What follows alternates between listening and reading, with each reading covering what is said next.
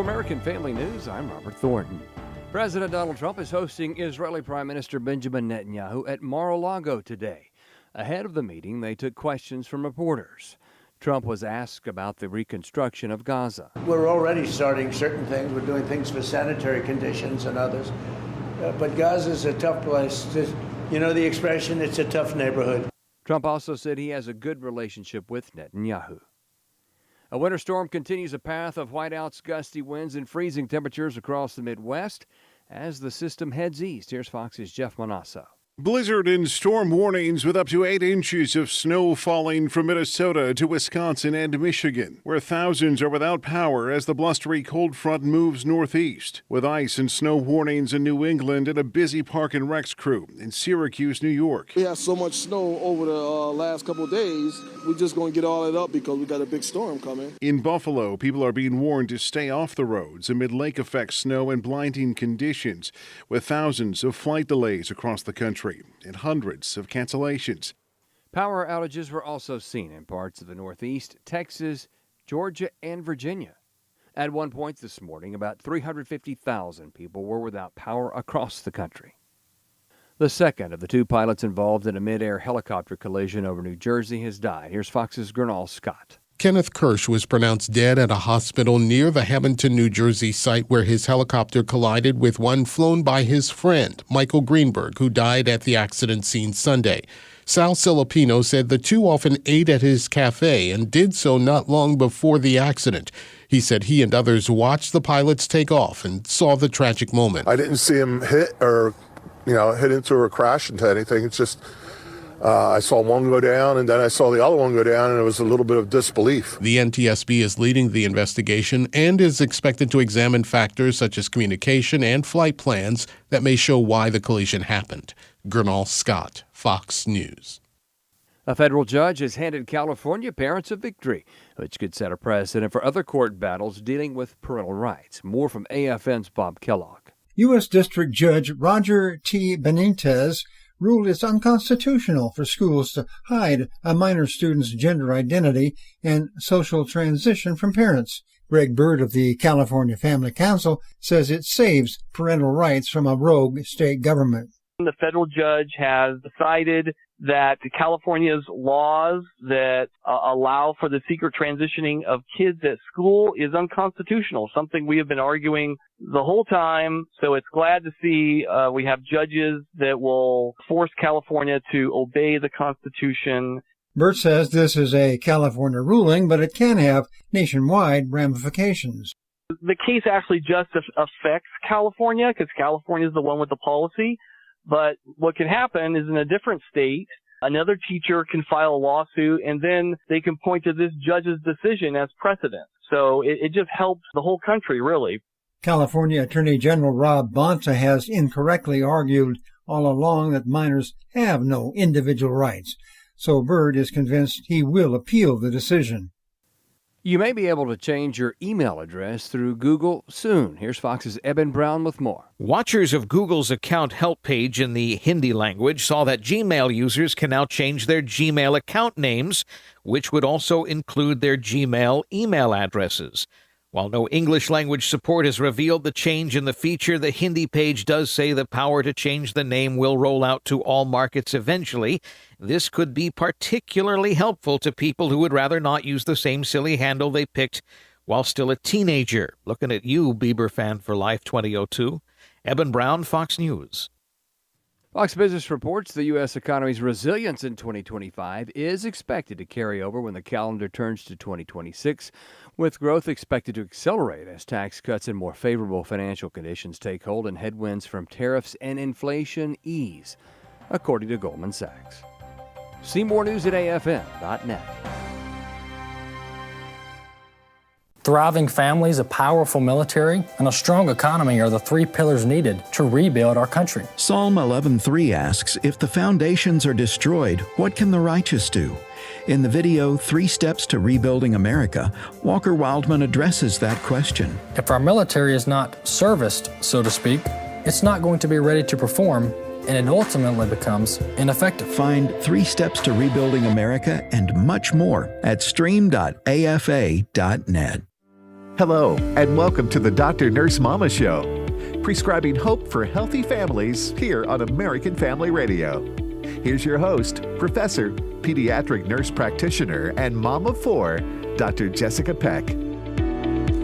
Well, hey there, friends, and Merry Christmas. Merry Christmas, and Happy New Year. I can still say that. We are in the week between Christmas and New Year, where all of the chaos hopefully has happened. Maybe you still have family visiting. Maybe you're not quite home.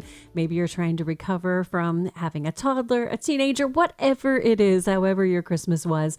I pray that it was a merry one, and I pray that God was Emmanuel, God with us. I'm so grateful for the birth of Jesus, the greatest story that was ever told and the greatest time of year. And today we are here in that kind of space in between times, in between Christmas and New Year's, where we're just kind of waiting.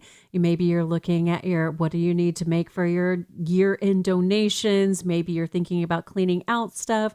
Maybe you're just not thinking about anything but relaxing before you have to go back to work. Wherever you are, whatever you're thinking, I'm glad that you're here. And on the horizon, we have New Year's, which people start talking about New Year's resolutions. And I'm going to talk about that today.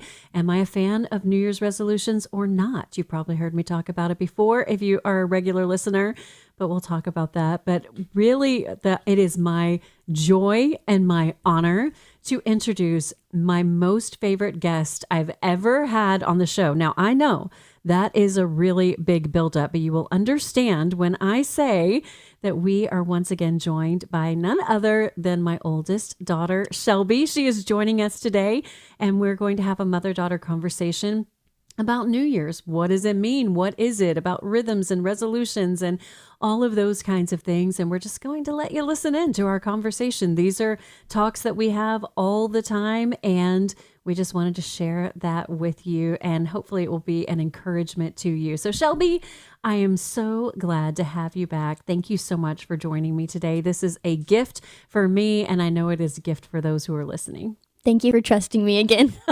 Of course, I trust you. You are so wise, and I really look forward to hearing your perspective. I think it's great just to model. I learned so much generationally from you, and I think it's kind of fun because you're at the stage of life now where you actually, think that I know something. I think, what was it, Mark Twain? I think you know a lot of things. Okay. Well, I think it was Mark Twain. I'm going to butcher the quote, but it was something like, my parents knew nothing when I was a teenager, and by the time I became a young adult, I was shocked at how much they'd learned. And we can share perspective, which is really great. But first of all, let's talk about Christmas. We said that we were going to talk about the one gift it seems like every child in the world got. And I'll let you tell everybody what it is, although I'm sure the listeners are already guessing. It is an e-bike. An e-bike. And how do we feel about that, Shelby? I don't know. I just was on a walk with my sister yesterday. My 18-year-old brother has 4 friends couch surfing with us right now, which has been really fun. But we just, wanted some girl time. So we're on a walk through the neighborhood, and all of a sudden, there's children with no shoes on and no helmets on, zooming around us on their e-bikes, showing their very impressive tricks, but tricks that I'm not sure should be done near a 4-lane road. I guess this is where I have to apologize because I've clearly jaded your perspective. You were raised by a pediatric nurse, and we were talking about this, how I can't help it, Shelby. I can't help it. I am not here. Don't worry. I'm not here. If you bought your kid an e-bike, I'm not here to rail against that. I'm just here to provide some help and caution and making sure that we're using those safely, because as a pediatric nurse, I feel like I do see the best families on their worst days when things happen. And so it impacts the way that I see it. And the way that I always say it is, I know it's like a zebra, somebody, getting hurt, but I'm the zebra keeper, so I can't help that. So let's talk, Shelby. Tell me about the it gifts and what's the best way to approach? Okay, yes, you got this great gift, but I also want to tell you to be safe with it. What perspective could you offer parents on that? In all transparency, we had a nurse for a mom, so I think we were protected from a lot of injuries, but we were still 4 kids growing up on a cul-de-sac with the creek behind our house, so we had our fair share of injuries. And, as a kid, I thought wearing a helmet was the most embarrassing thing in the world. But you know what? Those guidelines are there for a reason, and it saved us a few trips to the ER, and granted, we still had to take a few trips to the ER, but I think just having proper precautions and guidelines, and I think the mentality of, no, that could never happen to me, doesn't always serve us the best. Well, so here it is right here on the other side. Shelby's an adult now, and we survived those safety regulations. And so before we dive in and talk a little bit about New Year's, let me give you some information just about e-bikes, because e-bikes look like regular bikes. And I'm going to be fully transparent with you and tell you that all of my students, all of my friends who work in nursing, who work in medicine, who work in the emergency room, they will tell you that they have concern. And it's because this bike has an electric motor and a rechargeable battery. Electric bike is much faster, it's heavier than a regular bike, and it comes actually in different classes. I didn't know this. It comes as class 1, where it goes only up to 20 miles an hour. Class 2, it allows the rider to use the bike motor without pedaling or with pedaling, so you can pedal or not. It goes up to 20 miles per hour.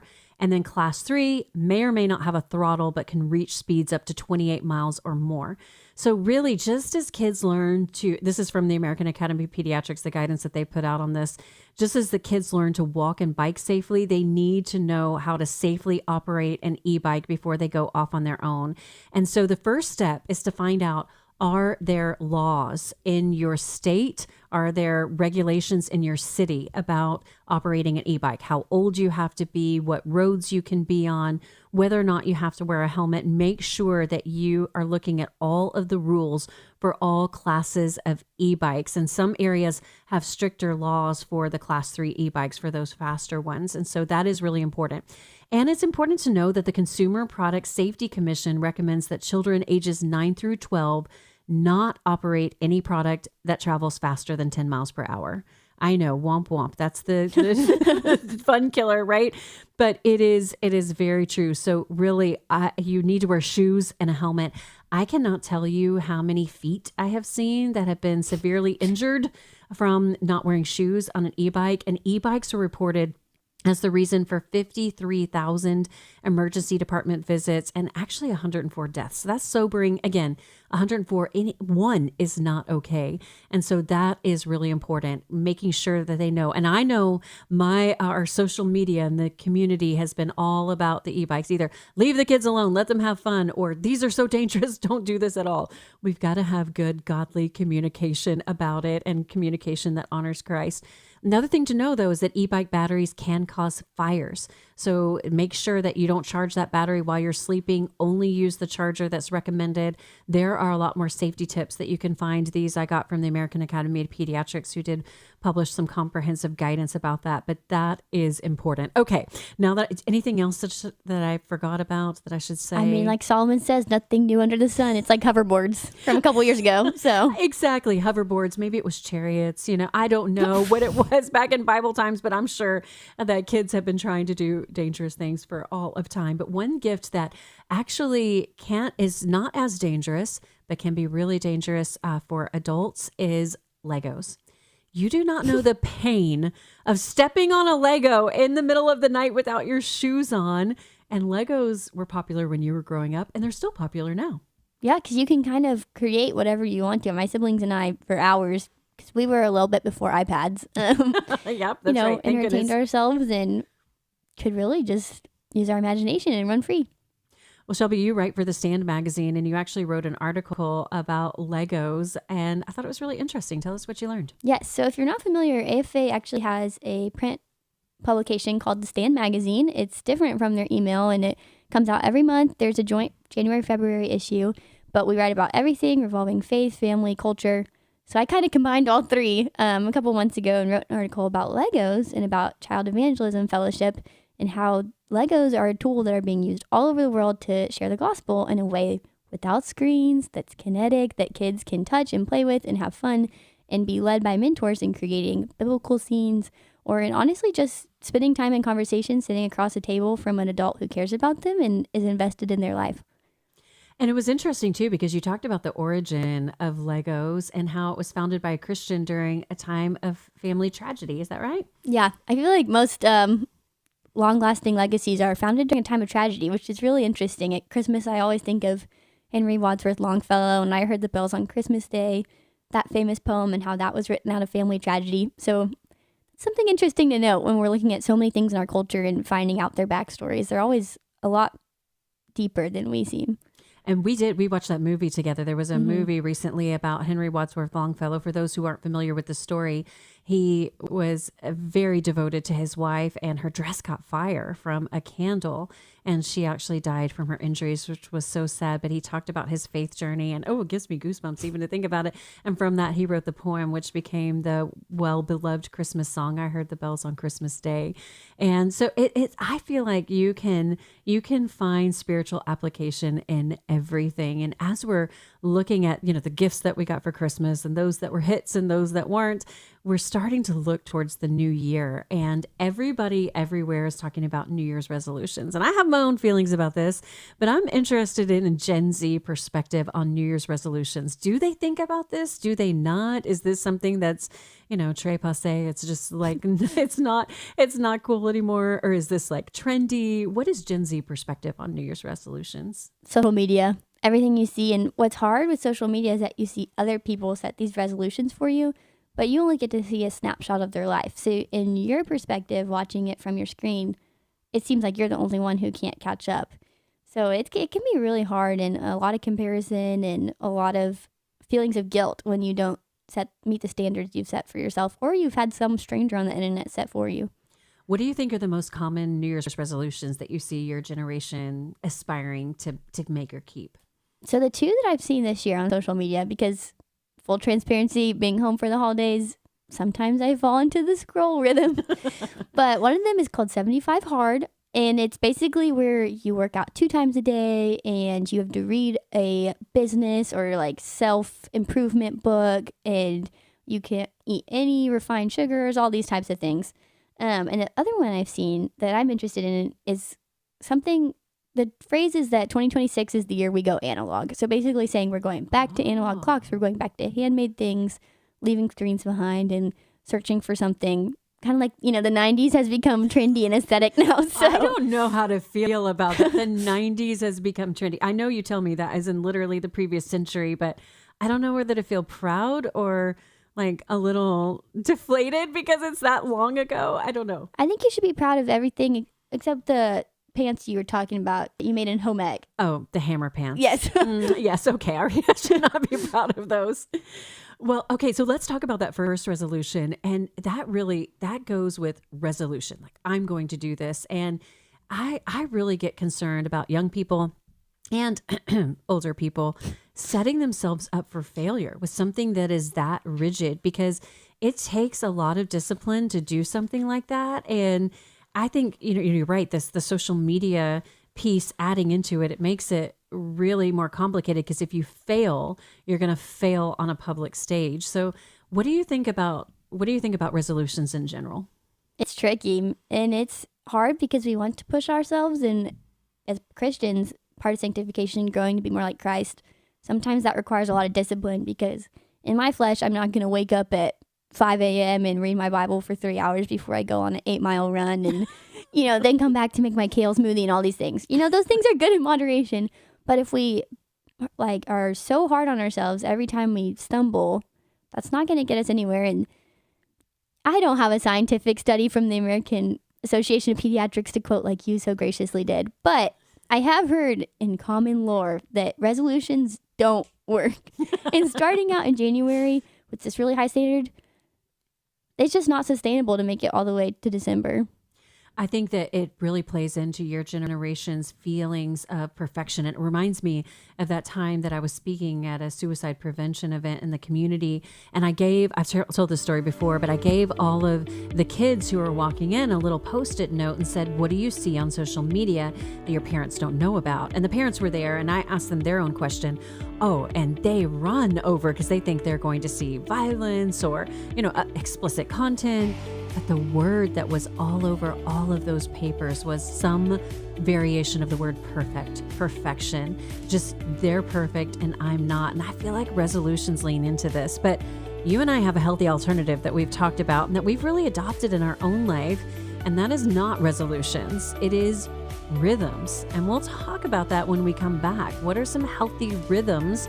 We'll talk about it related to technology and nutrition specifically when we come back. Don't go away. We'll be right back after this break.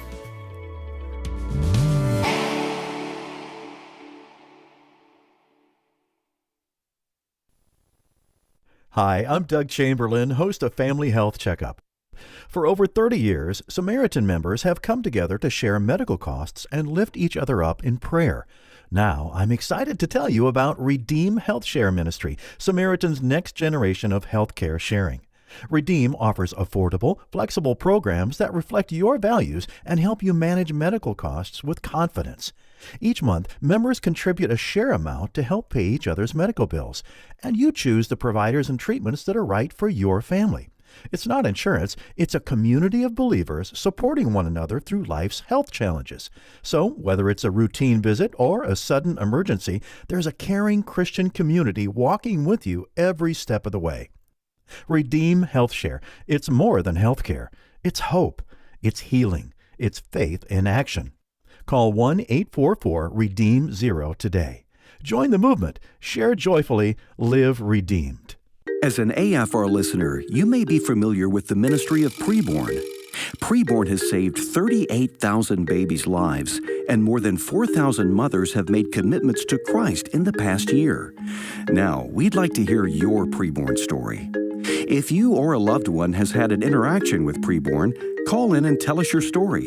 The number is 877-876-8893. Maybe you'd just like to express support for the life-saving ministry of Preborn. Again, that number is 877-876-8893. Preborn has been saving lives and changing lives through the miracle of ultrasound, and this is another way you can support this vital pro-life ministry. Just call and leave us a voicemail of 1 or 2 minutes and tell us what Preborn has meant to you.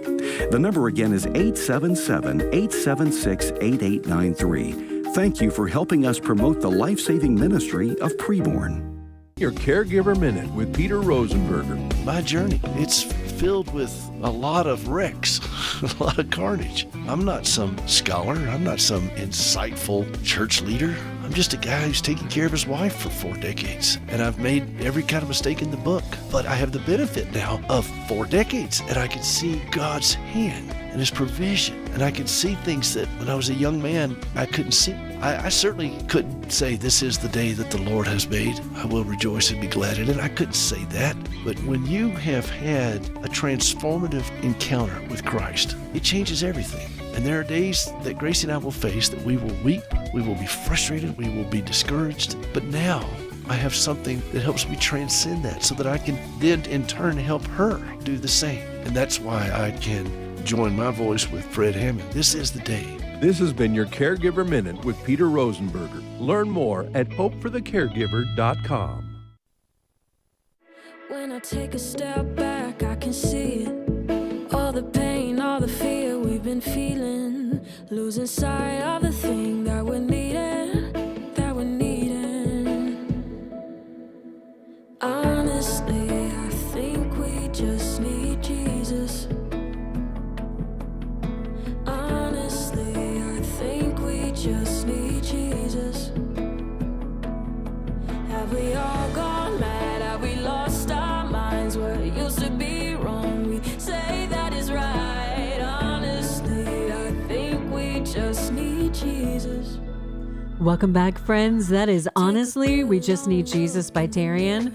And you know, as we're getting to the end of the year, I'm starting to see all of these news stories of recaps of things that have happened in 2025.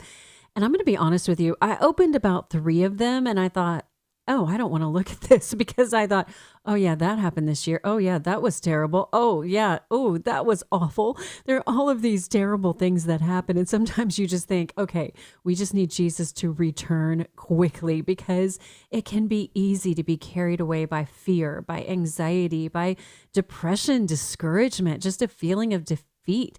And as we approach the new year, I think what a lot of people do is they have a resolution like, okay, these were the bad things in this year. This is what I'm going to do on my power, and I'm going to start this as a resolution.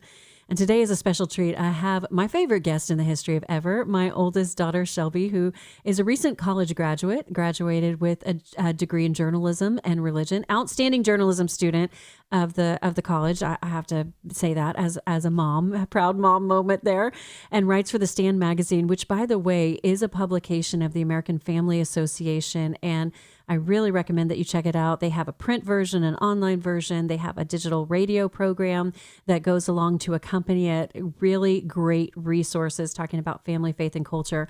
And so, Shelby, we were talking about rhythms versus resolutions. And I have some perspective. I think you and I share the same view. What is your perspective on this for your generation?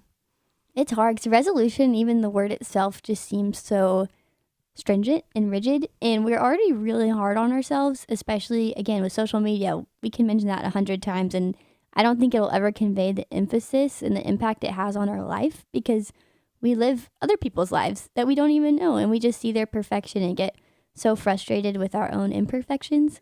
So I think the word rhythm, it connotes a lot more deeply with the Bible and with the rest that is offered by Jesus and with the grace that he gives to us every day. And that's not an excuse to be lax and to be lukewarm in our faith, but instead it's encouragement that we have a net of grace that catches us.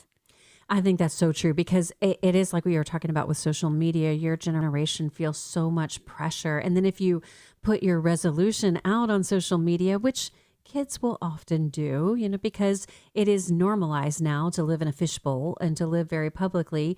It makes it harder to say, no, I'm not doing that. But I think one of the differences for me is that the resolution is really focused on the outcome. This is what I want to happen. I want to lose this much weight. I want to, have read this much, this many books, or whatever that is. A rhythm is really more based on a process. A rhythm is more, this is going to be the normal process of my life. And it's much more gentle and give and take. And so, okay, you get out of rhythm, you just get back into rhythm. It's not a resolution you break. And that even to me, just connotes like such it's really a demotivator. I don't even know if that's a word, but it just feels like it is very judgmental in that. But a rhythm is sustainable, and it's also adaptable. You can adapt it over time. It's more forgiving. So I feel like a resolution is really like with your eye on the destination. A rhythm is saying, okay, I'm going to choose this path, and then you're going to arrive at that destination. And you said something earlier about that a rhythm is more biblically aligned. And I think that is true, because it aligns more closely with the stewardship of body, mind, and soul. Now, that first resolution you shared, what did you say it was called? 75 Hard? Yes, I've seen that all over Instagram. Okay. A lot of influencers, and it basically involves working out twice a day, eating whole foods.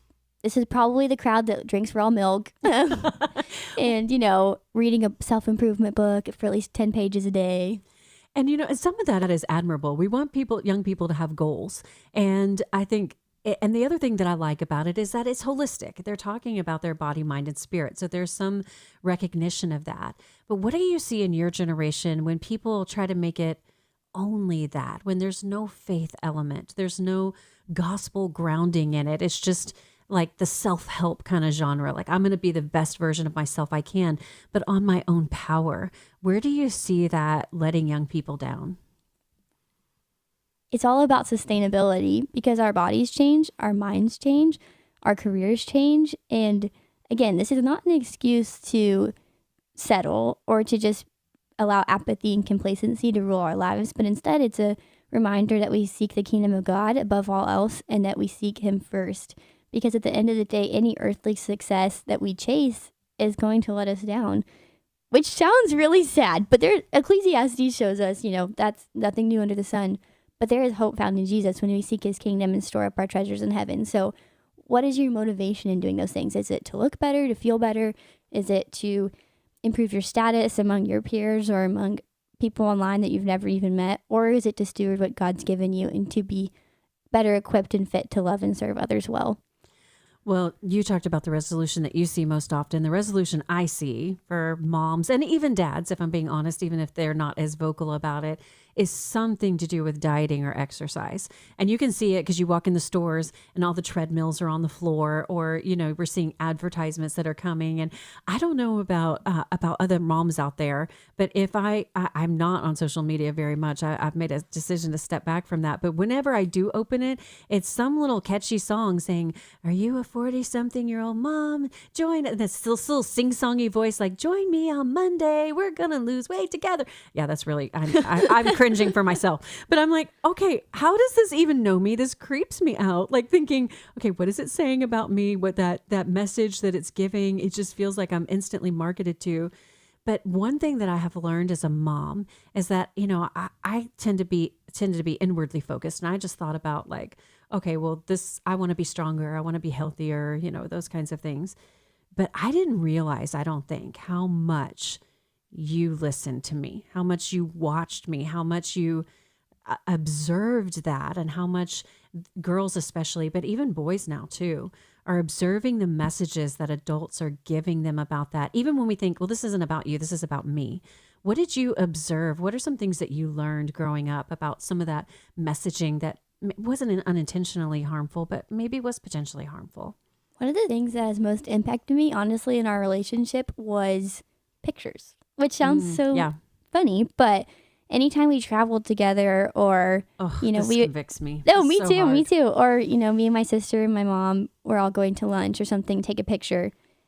You one day were convicted, I truly believe by the Holy Spirit, to not critique yourself, because you knew that Savannah, my sister, and I were listening, and we saw everything you picked apart about yourselves, and those things are what we have too. My sister and shares the same eye color with you, and we shared not so much looks, but other things, we share characteristics and traits that I love, like our smiles and the ways that we're similar, and God has allowed us to be similar. And so whenever you pick apart yourself, or even I pick apart myself, it reflects on the other person. And I've seen so many of my friends struggle with that, and their moms struggle with that. Moms trying to hide in the back of pictures, or my friends taking a million because they're not happy. Even if they're not posting it on social media, even if it's just going to live in their camera roll forever, they see something that they don't like, that God has uniquely given them and embodied them with. And even myself, I still struggle with this too, but I think just deciding to enjoy the moment and embrace the moment and God's design of you has been really formational in the way that I view myself and my body. It's so hard to do. And that is one of the healthy habits we talked about this year. I was absolutely convicted because there was a time where, you would give the phone back to me and say like, "Oh, you won't like that picture." And I think, how can you already know that? But you just watched intuitively, like you knew all my insecurities, and everybody has them. Everybody has them, because when you get the group family picture, there's always the one person who's trying not to be in the picture, the one person who's trying to hide in the back, the one person who doesn't care, who's all out in the front, which I want to be more like that person. But you're right. When we're, especially as moms, when we're saying, "Oh, I don't like that. I don't like the way my arm looks," or whatever, they're thinking, "Well, great, I look just like you." And that is really hard. That's really hard. And you actually just interviewed a nutritionist for an article, for some research for The Stand, and you had some really good insights for that. And I'd love for you to share them. Yeah, I'm a big proponent for getting her on here, so hopefully you guys can all hear from her as well. But she's a registered dietitian nutritionist who works with teen girls out in the California, San Francisco Bay Area. And our conversation was really, really deep. There's just those people you connect with spiritually. And I truly believe that she is one of those people, because she also has a mom, or she also is a mom of girls. And so she had this very similar conviction that I want to talk about my body in a way that I want my girls to talk about theirs. And so she wrote a children's book. It's called He Created Everything About Me, if you want to look it up. And I think that everyone should read it, not just children. I think as parents read it to their kids, they learn something about it, because God has uniquely embodied us as we are, and we come in different sizes.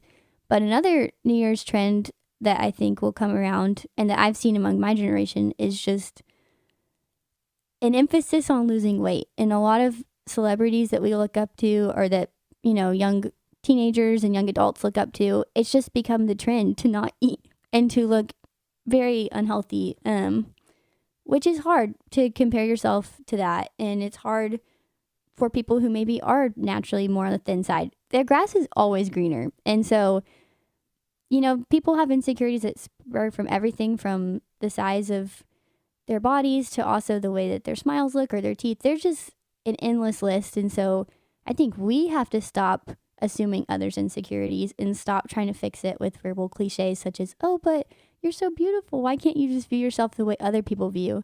And instead, I think we could do a really good job about looking at ourselves, not with a critical eye, but just in a holistic way of accountability and just searching for God's voice in our lives and seeing how we view ourselves under his truth.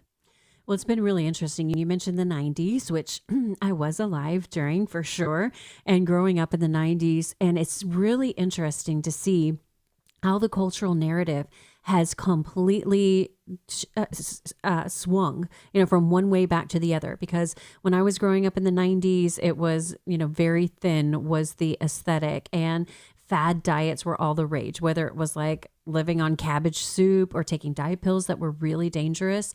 And then we saw this rush in of body positivity, of, really going too far the other way and saying like, hey, however I am is how I am. And then, to some extent, in some ways to an extreme, anything to an extreme can be dangerous, talking about like, okay, yes, this is fine. Let's just accept me the way I am.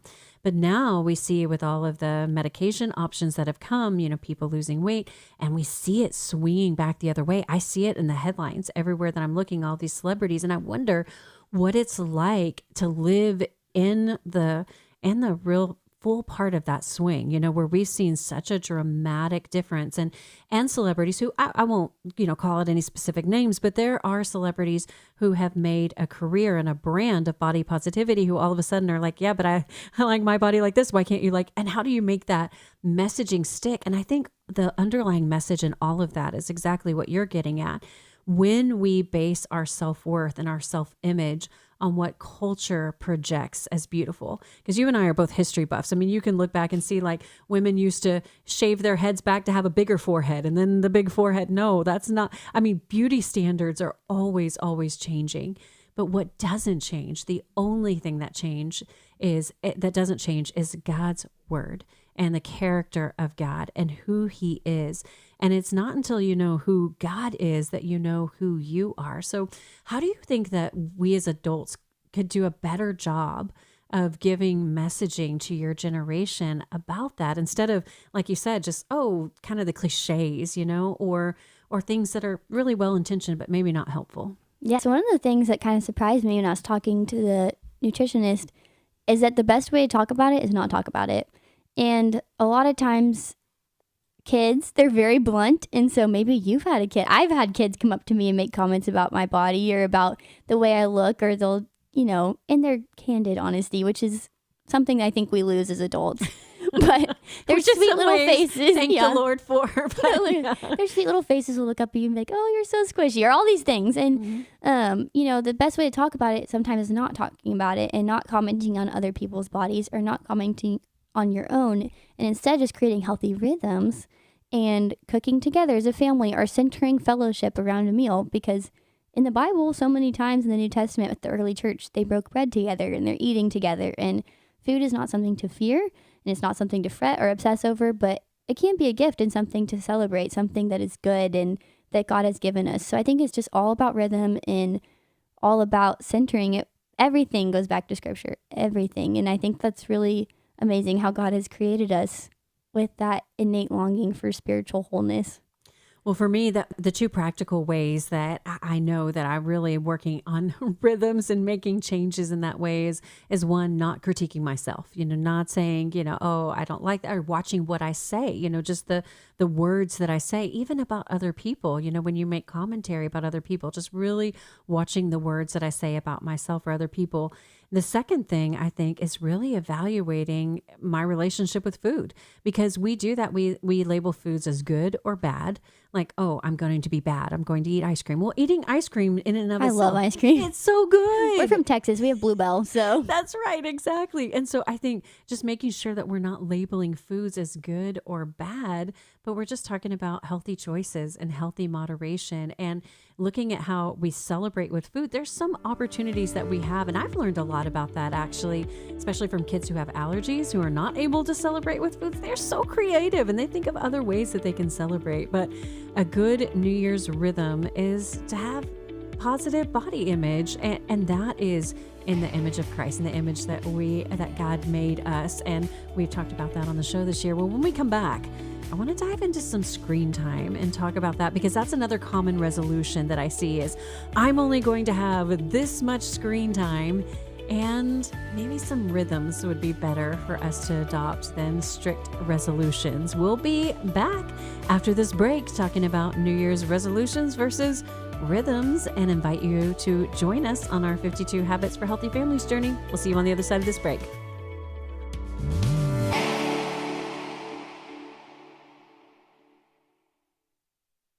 AFA Action takes attacks on the family seriously.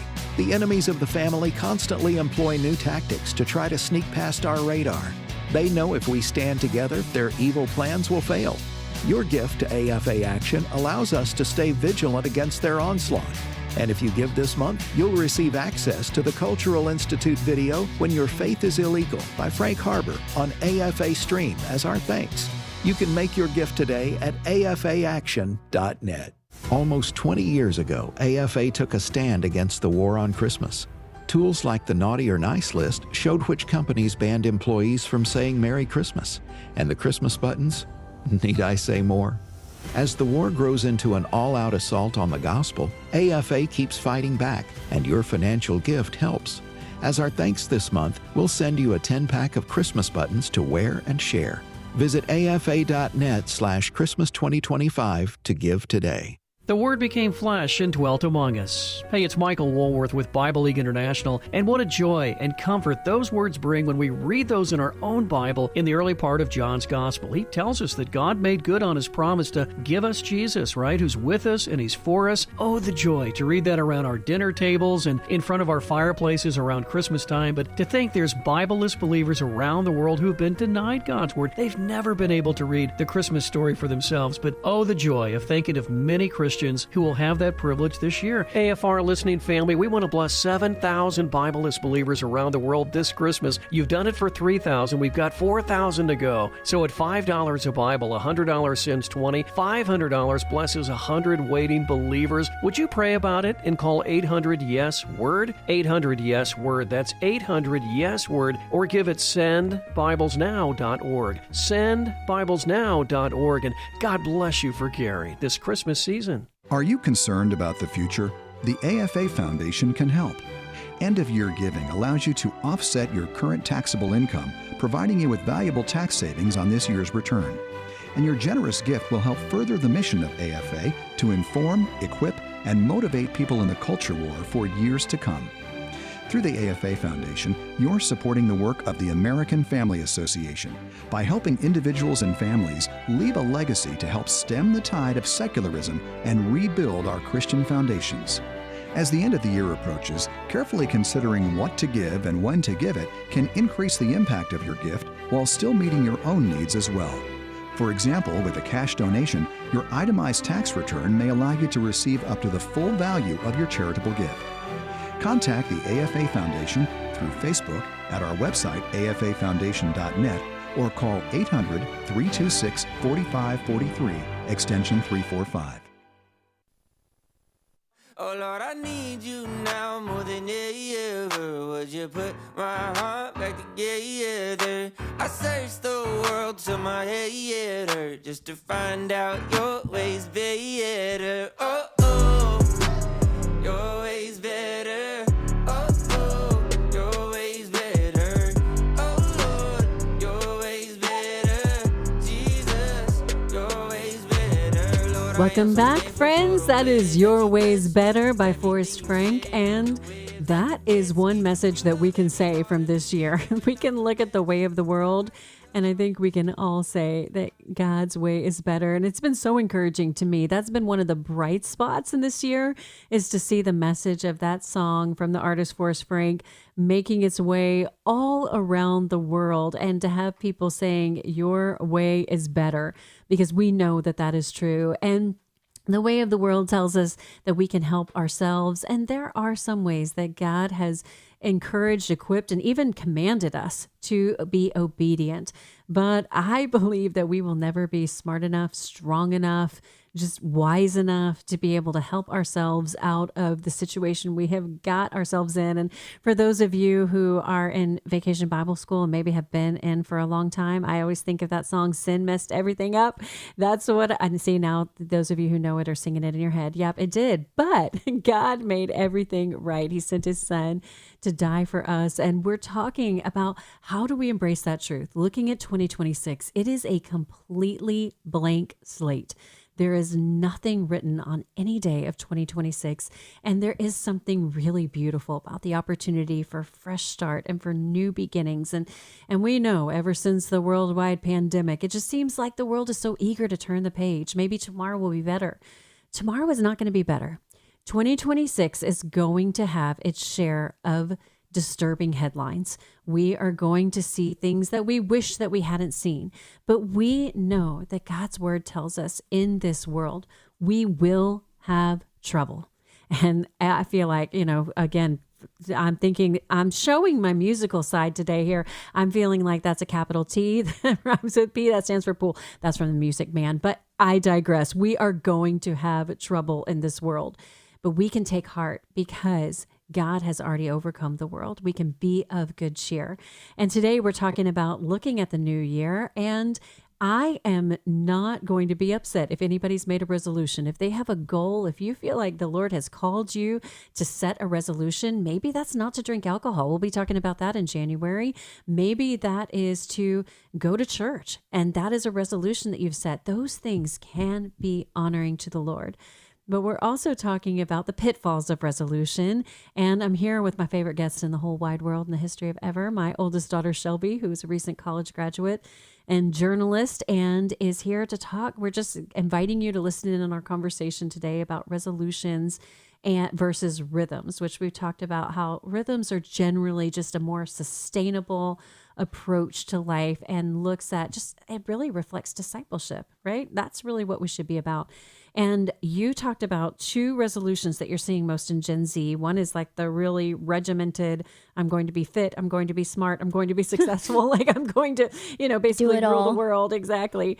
And the other is, what did you call it? Analog? What is it called? Oh, yes. Well, I'm on the more crafty side of social media, so I don't know. But I've seen a lot of people saying that 2026 we're going analog. So we're going less screens and more crafty and hands-on, and sourdough's super trendy. Mm-hmm. So who knows where it'll take us. I have a friend on social media who just did this and took all of the screens out of her home except for one little old school TV with a VHS tape that like you stick into the is actually one unit with the TV.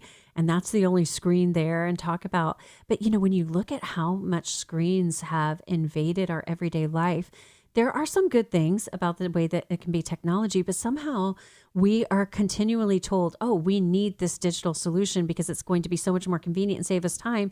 And yet we're busier and more stressed out than ever. And I'm encouraged by seeing the pushback to say, okay, you know what? Maybe we shouldn't do this without even thinking about it.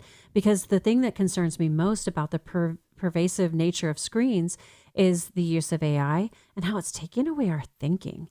And it's really impacting our biblical worldview because you see that in suggested videos that you have or suggested movies, or if you like these books, you'll like these books. And all of a sudden we have this, it's kind of like a science fiction movie telling us how to think.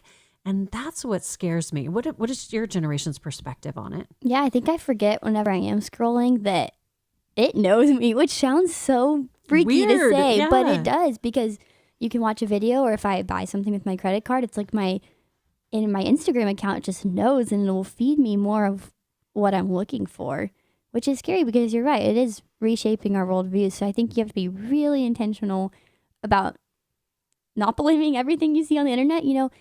For all of my fellow Gen Z or maybe Gen Xers out there, this might be a good time of year if you got your grandparent a new tablet or a laptop to teach them about AI, who my grandma thinks is named Owl. Yes. Because it's hard. They might see something that it's really confusing. Even I get tripped up. So I can't imagine, the next generation, that's just normal for them growing up, and you don't even know if a video or someone's voice is even real. It's crazy. Yes, I have kids telling me now that it's getting really hard. It was easy at first to spot AI, But now it's really hard to spot. And we see ethical conversations coming out, like the top Christian, one of the top songs on the Christian, playlist.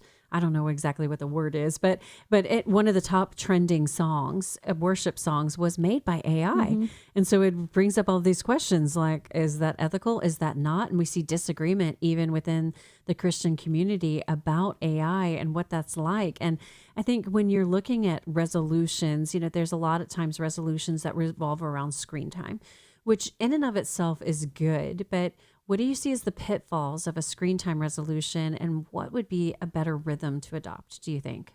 So my sister and I actually talked about this a couple weeks ago because we both had finals. I'm in grad school and she's in nursing school.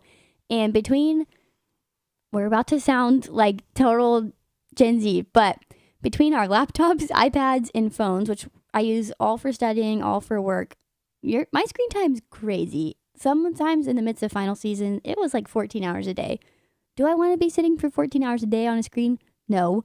But with work, with school, you use it to manage my brother's sports teams and their grades and communicating with teachers and maps. And by the time you FaceTime, long distance friends, it really adds up. So I think having an expectation to say, okay, I'm only going to be on my phone for 45 minutes a day might not be super helpful. Or if you set a limit on Instagram that you can only scroll for 15 minutes, I would say most people that I've seen set that limit know the passcode to override that limit.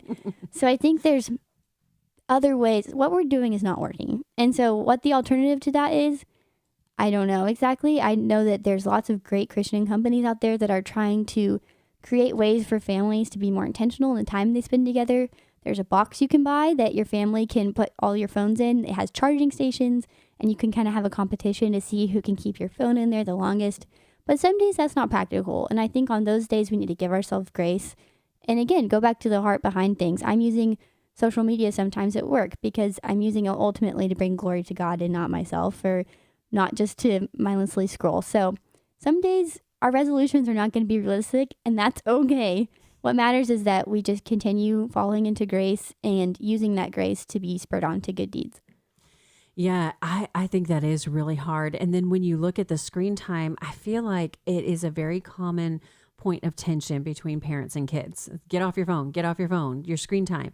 And you can kind of it's easy to fall into this kind of legalistic view of it. And I've seen that professionally, just for me working in pediatrics, because when screens first came out, like we'd have very specific guidelines, like, under this age, none, from this age, maybe 1 hour a day. But that is so hard to manage because, as you said, there are some things that you really have to do. And I think it goes so much more to the intent of why are you using social media? Are you using it for a reason that is beneficial, that's edifying to your learning, that's edifying to your relationships, that's edifying to your spiritual walk? Or are you using it just to numb out? Are you using it to watch things that are not glorifying to God? Are you using it to escape reality and avoid conflict that needs to be resolved? Those things are hard. What do you say? And you work with kids now, Shelby, even younger kids, which I'm enjoying seeing, them kind of, the Gen Alpha kids come up behind and make Gen Z feel old. That's kind of fun for me. They do. Here's a term that you can use. They say unk, which means like you're kind of old or out of style. But not quite it's not a grandparent, not a boomer. Not a boomer. Yeah, it's like you're kind of sort of like just old. Yeah, I was like, okay, that one hurts, but it's fine. They all call me Miss or Ma'am now, and that one really hurts. That one really hurt. Well, what advice do you have for parents who maybe are trying to navigate this? Because what I see is it's a lot of times a default for punishment. Like you do anything wrong, I'm taking your phone. It's just the kind of the tension that's there that we don't know how to navigate. How do we have a healthy relationship with that and not default to that being the punishment for every offense? Mm-hmm. I think something that really hurt as a teenager, but I am abundantly grateful for, and I just feel like this is a good rule if your kid's under 18 living in your house, no phones in their room, because that's just a gateway to disaster. And in my own life, the very few times I was really rebellious and brought it upstairs, nothing good ever happened. And I think it's just really important to have that separation between the digital and real life space. That way, when they come home from school, their classmates aren't following them, and they don't have the entire internet and world and volumes of not great material just at their fingertips, because really good kids just sometimes encounter really bad stuff on the internet and they don't know what to do about it because it is traumatizing. It is traumatizing. And I think in 2025, we all, no matter your age, lived through a lot of traumatic events via the internet. We all feel like we were there or a part of what happened because we saw it with our eyes. And so I think just having space, like parents can model that too. One of the things I'm really bad at is getting on my phone when I first wake up. And for a long time, I say, oh, I need my alarm next to my bed. But I got an alarm clock without a screen for Christmas. So oh my goodness, it's amazing that they make such a high-tech such a solution. contraption. Yes, Yeah, exactly. So such a contraption. Hold me accountable to that. Maybe I'll come back in a few months and we can talk about how that's going. Okay. But I think just parents modeling that too is really good to have separation and to instead of just stopping, say, oh, stop that, give me your phone, stop that. Provide helpful alternatives. So every night as a family, we try to go on a walk together and just talk to each other. Or no phones at the dinner table, or just, we've been into puzzles a lot recently. We have.